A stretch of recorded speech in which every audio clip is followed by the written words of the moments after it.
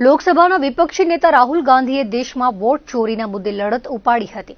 અગાઉ કચ્છ જિલ્લા કોંગ્રેસે પણ કચ્છમાં 1 લાખથી વધુ બોગસ મતદારો હોવાનું જિલ્લા ચૂંટણી પંચને જણાવ્યું હતું। વોટ ચોરીની લડતમાં કોંગ્રેસની જીત થઈ છે અને કચ્છમાંથી 2,14,000 બોગસ મતદારો નવી મતદાર યાદીમાંથી બાકાત થઈ જશે તેવું ભુજમાં આયોજિત પત્રકાર પરિષદમાં જિલ્લા કોંગ્રેસના પ્રમુખ વી.કે. હુંબલે જણાવ્યું હતું। કચ્છમાં કુલ 16,99,000 મતદારો 2024ની લોકસભાની ચૂંટણી વખતે મતદાર યાદીમાં હતા। કચ્છની કુલ વસ્તી 20,56,000ની છે। ચૂંટણી પંચ દ્વારા એસઆઈઆરની કામગીરી બાદ કુલ 16,90,584માંથી 14,71,493 મતદારોની કામગીરી પૂર્ણ થઈ છે। ચૂંટણી પંચ દ્વારા જાહેર થયેલ ગાઈડલાઈન અનુસાર વિવિધ કેટેગરી મુજબ માહિતી પ્રસિદ્ધ ચૂંટણી પંચને તેમણે ટકોર કરી હતી। કચ્છમાં આવેલા ભૂકંપ વખતે વર્ષ 2002માં 25%થી વધુ મતદારોનો કોઈ પણ સરકારી પુરાવાઓ મળી રહ્યો નથી। કચ્છમાં પરપ્રાંતીય મજૂરો, વિદેશી નાગરિકતા ધરાવતા અને અન્ય રાજ્યોમાં રહેઠાણ ધરાવતા મતદારોનું અગાઉ ચૂંટણી પંચ દ્વારા કરવામાં આવ્યું હતું।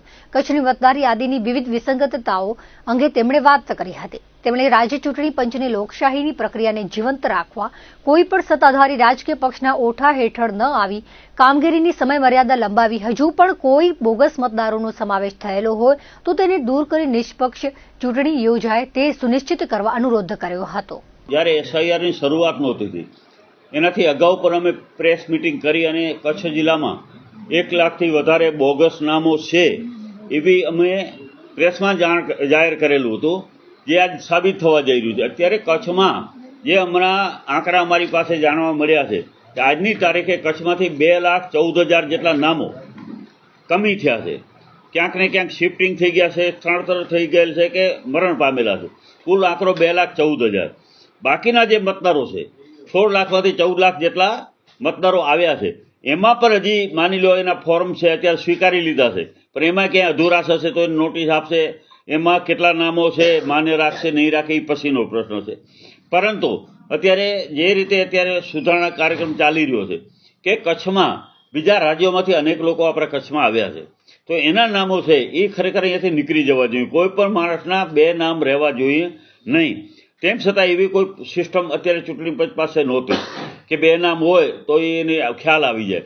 પરંતુ હજી પણ અમે કહેવા માંગીએ છીએ કે હજી પણ આના પછી જે આંકડા આવ્યા છે એમાં હજી ઘણા બધા એવા લોકો છે કે જે ડબલ નામ બીજા રાજ્યોમાં પણ ધરાવે છે। ત્યારે ચૂંટણી પંચે એના ફોરમમાં સ્પષ્ટ કીધેલું છે કે જે 2 નામ હશે, ડબલ નામ હશે, એની સામે ફોજદારી ફરિયાદની જોગવાઈ છે। તો આવા જે 2 નામ હોય એમને પણ અમે કહેવા માંગીએ છીએ ને ચૂંટણી પંચને પણ જ્યારે ડ્રાફ્ટ યાદી જાહેર થશે ત્યારે ખ્યાલ પડશે કે કયા 2 નામ છે તો અમે પણ ફરિયાદ કરીશું। તો આવા જે ડબલ નામવાળા છે એને ખરેખર પોતાનું નામ અહીંયાથી કમી કરો, એક જગ્યાએ ગમે ત્યાં રાખે, યા તો અહીંયા રાખે યા તો એના પોતાના રાજ્યમાં રાખે।